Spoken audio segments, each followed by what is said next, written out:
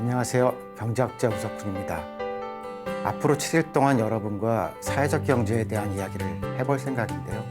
익숙하지 않은 주제를 가지고 그래도 좀 우리 일상의 일들로 좀 편하게 한번 고민해 볼 수 있는 기회가 되면 좋겠습니다. 첫 번째 강의는 이 혼동의 시대라고 제목을 붙였는데, 코로나19라는 이름을 가지고 있는 바이러스가 1년이 갈지 2년이 갈지 모르는 순간이고요. 그럼 위기의 순간에는 이제 많은 것들이 변합니다. 그리고 구조도 변하고 살아가는 방식도 바뀌고 문화도 바뀝니다. 이런 변화가 경제에 어떤 영향을 미칠 것인지, 그리고 우리가 익숙하지 않았던 또 다른 사회적 경제 같은 좀 특별한 범주의 일에 대해서는 어떤 일이 생길지 한번 고민을 해보겠습니다. 경제라는 말 자체가 쉬운 말은 아니에요. 그러니까 원래 경제라는 용어는 라틴어로 에코노머스, 그래서 집을 관리하다는 건데요. 그냥 라틴어처럼 어려운 얘기 말고 요즘식으로 얘기하면은 먹고 사는 문제예요. 먹고 사는 거는 하루도 쉴 수 없는 거거든요. 그러니까 흔히 우리가 의식주라고 얘기를 하는데요. 위기의 순간이 되면 경제는 어떻게 되느냐, 뭐 이런 생각을 해볼 때요. 기본적으로는 의식주 문제부터 출발하게 되거든요. 최근에 이제 처음에 코로나가 터졌을 때 사람들이 사재기를 했어요. 유럽이나 미국에서 했는데 사람들이 웃었죠. 맨 처음 산 게 휴지예요. 그 두루마리 휴지를 샀는데 우리나라 사람들은 다 웃었는데요. 실제로 제가 위기 관리에 관한 걸 좀 보니까 그렇더라고요. 먹는 거는 한 2, 3일 안 먹어도 사실 큰일 안 나거든요.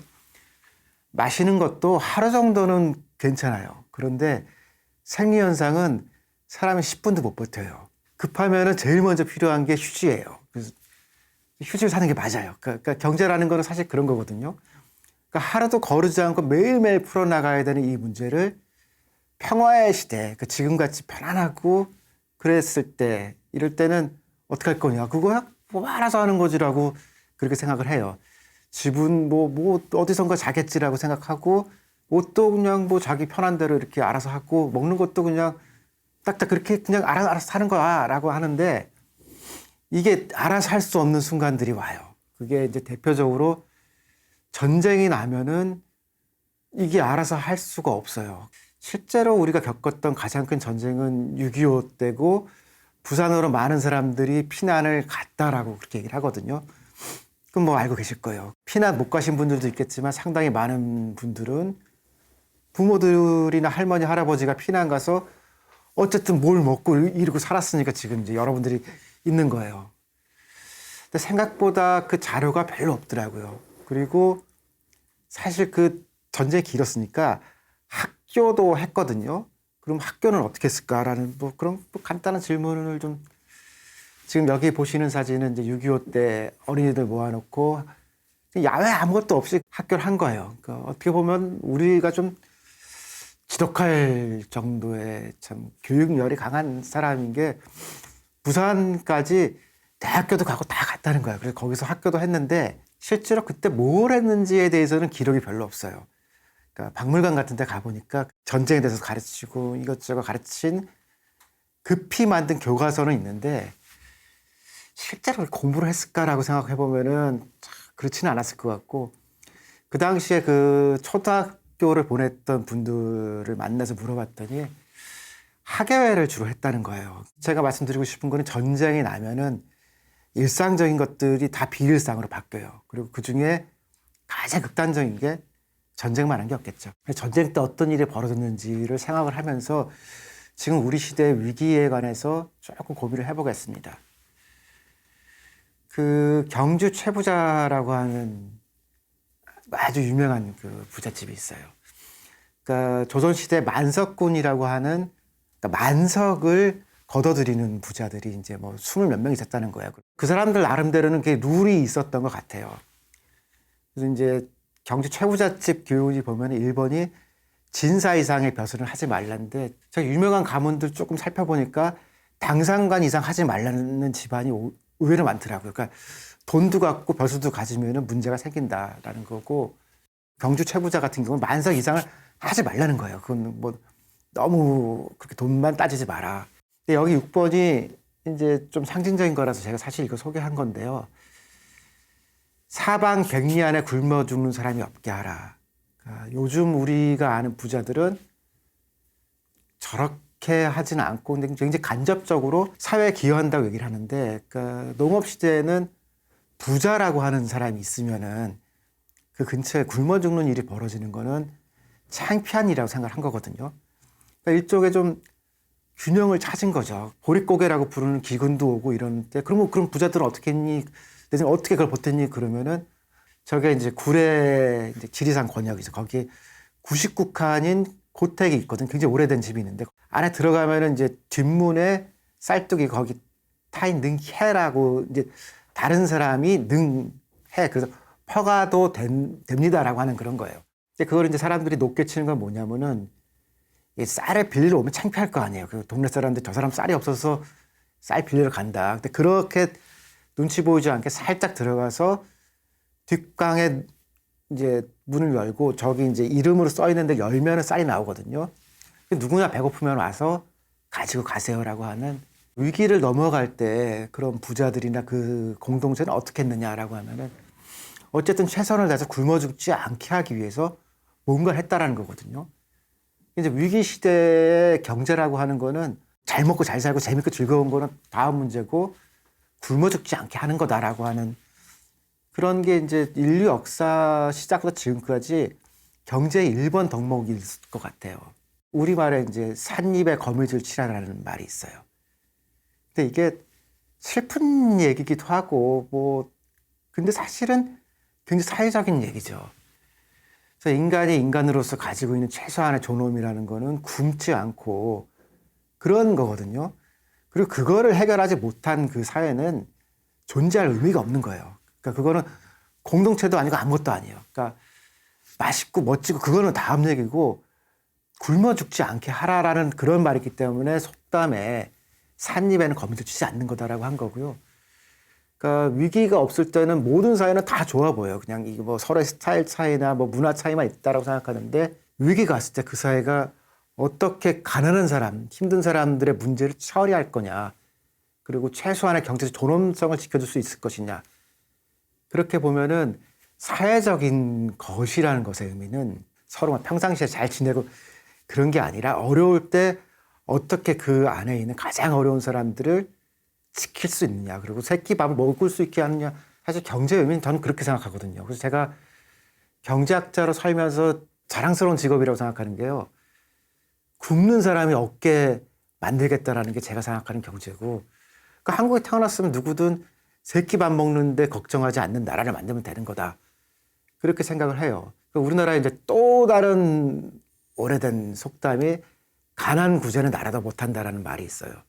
그러니까 약간 좀 모순되는 얘기죠. 삿입에 거미줄 치라라는 거는 사람이 살아있으면 어떻게든 밥은 먹는다라는 얘기랑 네가 가난한 건 네가 잘못해서 가난한 거니까 그거는 나라님이 와도 못한다라고 하는 건데, 그 가난이 이제 부자가 되고 누군가를 지배하는 거라면 맞는 얘기지만 그냥 굶어 죽는 거나 이런 거는 아니라는 거예요. 그리고 자본주의라는 우리가 살고 있는 경제에 대해서 많은 사람들이 이거는 자신 최선을 다하고 이긴 사람들이 다 갖는 거다. 그리고 승자 독식이라는 얘기를 하죠. 그리고 지는 사람들은 패배자고 그건 진 거다라고 하는데, 자본주의 역사를 보면 그렇지는 않습니다. 이기고 지는 거는 저 위의 얘기고 누구든지 이 땅에 태어나면은 굶지 않게 한다라고 하는 그 정신을 가진 나라들이 사실은 자본주의를 꽃피운 나라들이에요. 그리고 싸우면 된다, 그게 다다라고 한 나라들은 선진국 앞으로 사실은 못 갔습니다. 사회를 통치하고 운영하는 국가 외에 또 다른 제3의 범주라고 하는 것들에 관해서 좀 고민을 해보면 사회적 경제가 무엇인가를 조금은 더 쉽게 이해하실 수 있을 것 같습니다. 우리 얘기를 잠깐 해보죠. 코로나19라고 하는 최강의 바이러스가 지금 와 있어요. 그리고 이게 팬데믹이라고 하는 거는 온 인류가 다 겪는다는 거예요. 이제 우리가 1년 가까이 이제 지나가는데, 그럼 앞으로의 변화가 어떤 게 생길 것인가. 어쨌든 뭐 맞든 틀리든 예상을 해보게 되죠. 제 얘기를 조금 제가 하면요. 원래는 그 도서관에 관한 책을 오래 쓰려고 했었어요. 근데 그걸 하기 위해서는 근대적 의미에서의 첫 번째 도서관이 펜실베니아를 가서 뭔가 할 생각이 있었거든요. 근데 또 제가 애들 키우는 아빠라서 우리 애들도 다 데리고 이제 올 여름에 가야지라고 그렇게 딱 했는데, 이게 코로나가 온 거예요. 지금 우리가 이제 자식을 데리고 혹은 식구들하고 그 여행 갈 수 있는 때가 내년에도 어려울 것 같아요. 지금 같으면은 여행을 못 가는 게 비행기가 막혀 있고 그래서 못 가는 게 아니고요. 가면 가는 나라에서 2주 동안 격리를 하고 오면 우리나라에서 다시 2주를 격리해야 되거든요. 그럼 왔다 갔다 한 달인데 여행 우리가 길게 해봐야 일주일이거든요. 일주일을 놀려고 한 달을 격리되고 있는, 그게 이상하잖아요. 최소한 백신이 개발이 되고 그게 상당히 보급이 돼가지고서 이제 그러니까 뭐 사업이나 공무가 아닌 그냥 노는 기준으로 여행을 가도 괜찮다라고 하는 그 수준이 되면 빨리 2년이거든요. 그리고 2년 동안 격리 혹은 준격리 기간이 진행된다고 하면은 항공 분야에서 문제가 생기겠죠. 아마도 항공이 상당히 어려워질 거예요. 왜냐하면 6개월이라고 하면 그래도 버티는데 2년이라고 하면은 버틸 수 있는 기간을 넘어가거든요. 그 다음에 마찬가지로 관광 분야가 굉장히 어려울 거고 식당과 같은 자영업들도 2년을 간다 그러면 버티기가 어려워요. 그리고 또 한 가지는 이게 관광을 덜 하고 외식을 덜 하는 방식이 임시적인 거냐 아니면은 관광을 덜 하고 외식을 덜 하는 방식으로 삶의 패턴 자체가 바뀔 거냐. 제가 보기에는 후자의 가능성도 매우 높거든요. 선진국이 그래요. 그러니까 우리가 자영업자나 식당 비율이 많이 높아요. 그래서 선진국이 된다는 것들은 좀 집에 일찍 가고 집에서 밥을 많이 해 먹는다는 얘기거든요.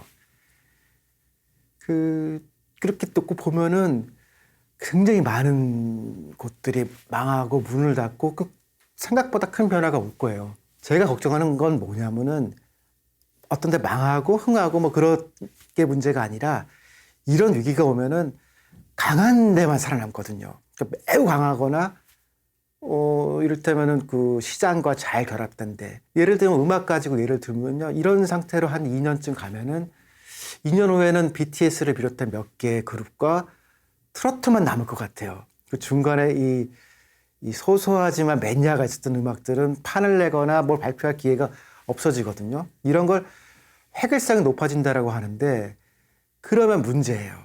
IMF 경제 위기라고 우리가 부르는 97년도, 98년도 위기 때에도 문 닫는 업체보다 새로 생기는 업체가 더 많았어요. 그런데 지금은 문 닫는 업체가 훨씬 많아요. 그 뒤에 더 획일적인 경제가 될 거다라고 하는 그게 이제 일반적인 예측이고요.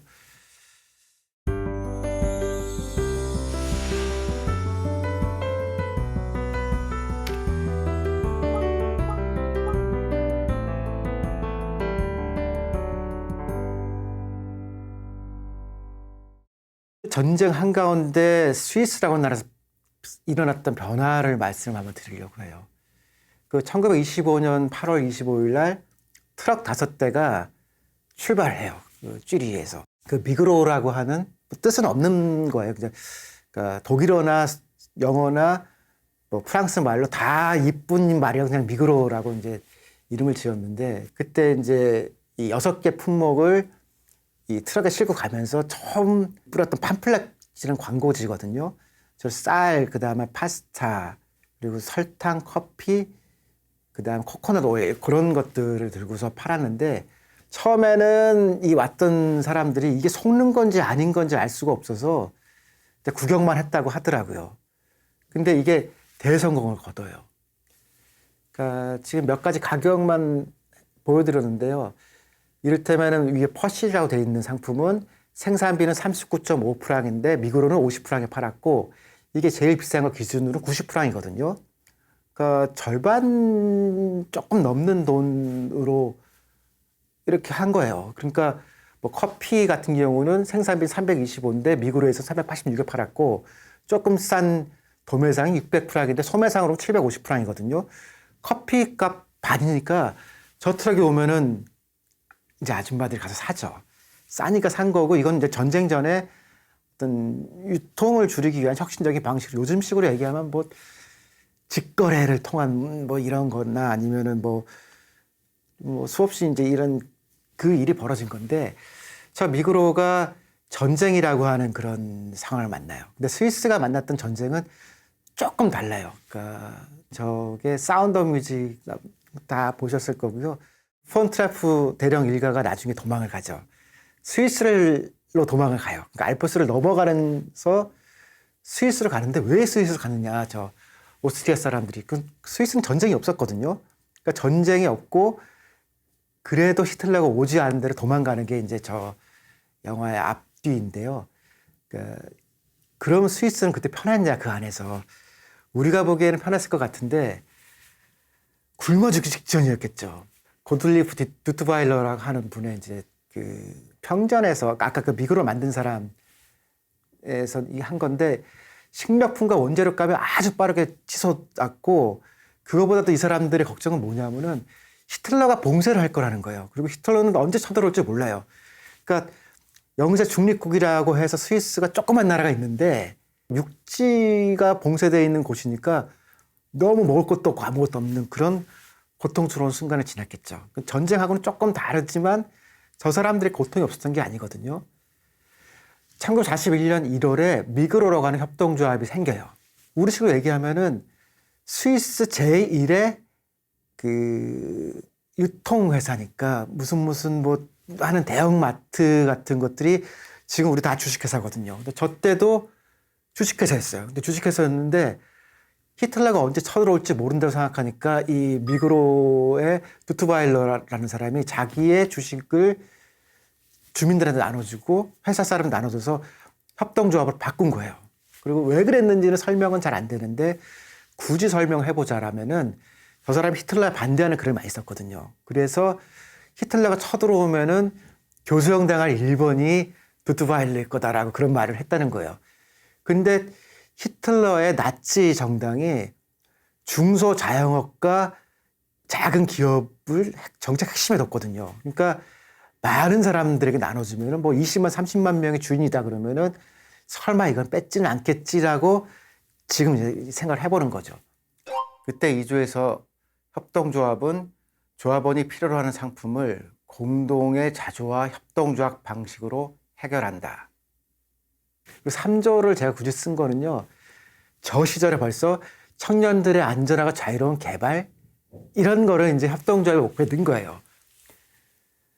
제가 이제 이게 참 독특하다고 생각하는 건 뭐냐면요, 이 스티브 잡스가 죽었을 때 한국의 어린이들이 부모한테 많이 그렇게 물었다는 거예요. 아빠, 스티브 잡스는 자식이 없어. 왜냐면 우리가 본 거는 대기업은 당연히 자식한테 주는 건데 어느 자식한테 줄 거냐 가지고 싸우는 것만 우리 초등학생 맨날 봤잖아요. 그런데 애플은 알고 있었거든요. 그리고 스티브 잡스도 알았는데 짐 쿡은 누구야 보니까 그냥 그 회사 사람한테 준 거예요. 어린이들 보기 스티브 잡스는 자식이 없구나. 근데 그게 유럽에서는 그렇게 묻지 않는 게, 그렇게 일방적으로 주지도 않지만 주식회사를 이렇게 협동조합으로 바꿔서 그냥 사유환원한 거죠. 또 그것도 아니에요. 그냥 자기네 이념대로 지금도 있어요. 지금도 있어서 스위스의 이 최고 큰 유통 기업 2개 중에 하나고 다른 나라에 또 이 지점이 있어서 다국적 기업이에요. 그러니까 우리가 생각하는 다국적 주식이 똑같은데 방식만 협동조합이거든요. 근데 저게 전쟁 한가운데 스위스에서 벌어진 거예요.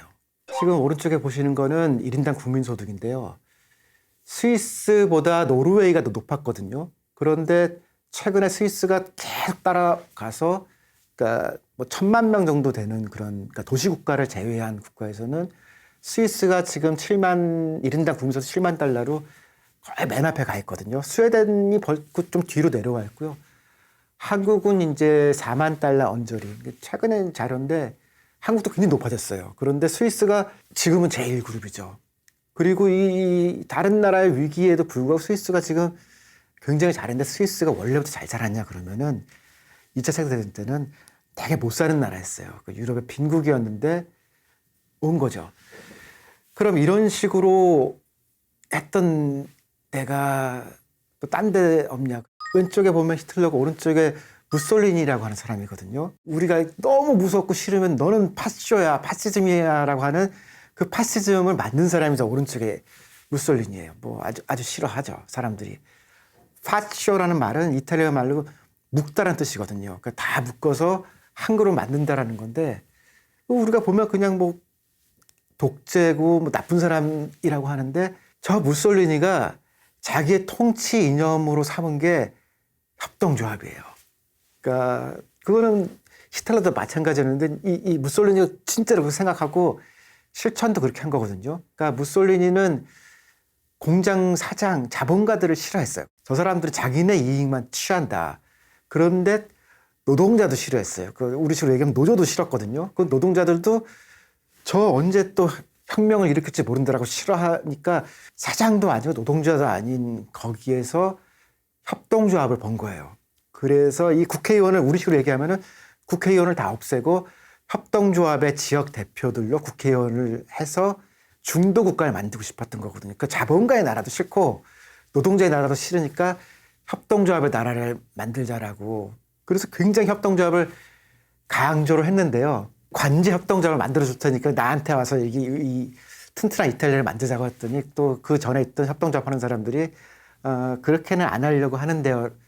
뭐 죽이기도 하고 협박도 하고 해고도 하고 그랬는데, 저걸 통해서 저희가 말씀드리고 싶은 건 뭐냐면은 2차 세계대전이란 그 한가운데에서 협동조합이라는 게 되게 중요하다라고, 그리고 이거 통치 이념처럼 끌어올린 게 스위스만 있던 게 아니라 이탈리아도 있었고, 지금도 그래서 이탈리아는 전 세계에서 가장 강한 협동조합과 사회적 경제 전통을 가지고 있거든요. 이거는 아이쿱이라고 하는 우리나라 이제 생협에서 제가 이제 본 자료인데요. 그냥 많다라고 생각하시면 돼요. 이탈리아 전체에 7만 개의 협동조합이 있고 1,300만 명의 협동조합 조합원이라는 거예요. 130만 명이 협동조합과 관련된 일을 하고 있거든요. 그리고 5명 중 1명이 협동조합 조합원이니까 이탈리아라는 나라가 협동조합이 굉장히 강하고, 저런 과정들이 그러니까 1929년의 대공황 그리고 그 뒤에 있는 2차 세계대전을 거치면서 이 사회적 경제에 뿌리를 내린 나라들이 있어요.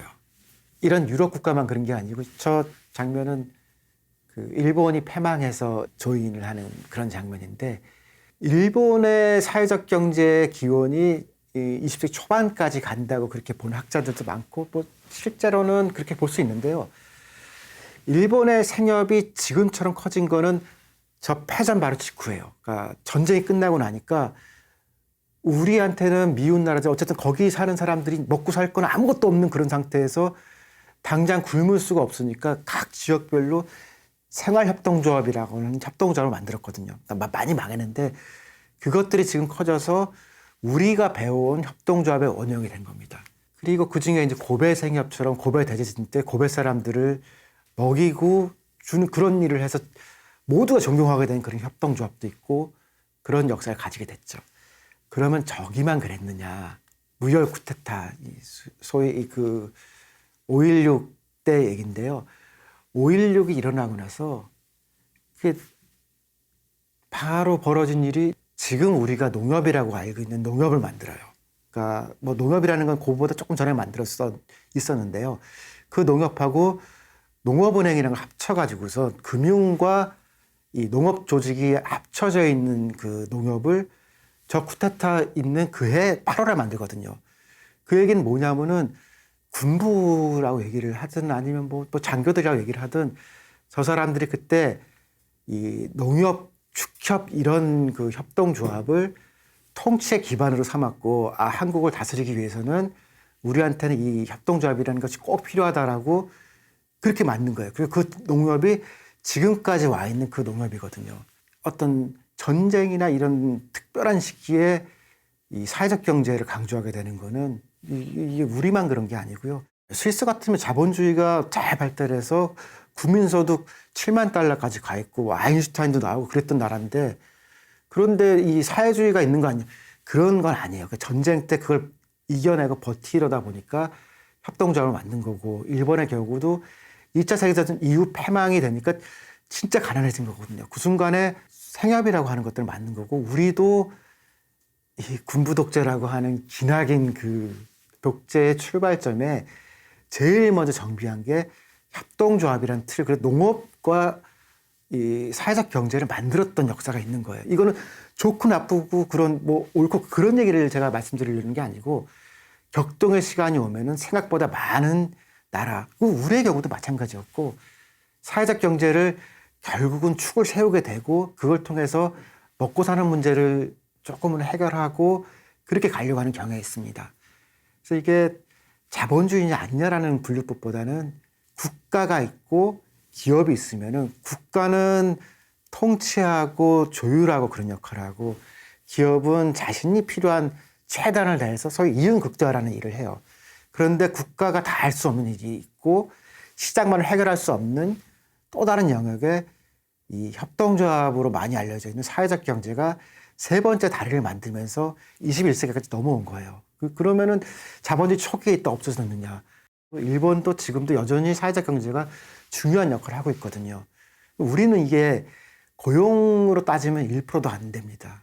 그러니까 우리는 사실은 너무 빨리 오면서 우리한테 필요한 것들을 못 만들고 있었는데 과연 이제 코로나라고 돼 있는 이 특별한 국면에서 우리의 사회적 경제가 어떤 역할을 하고 어떤 모습을 보일지 여기에 대해 생각해 보는 시간을 가졌으면 좋겠습니다. 예, 맞습니다.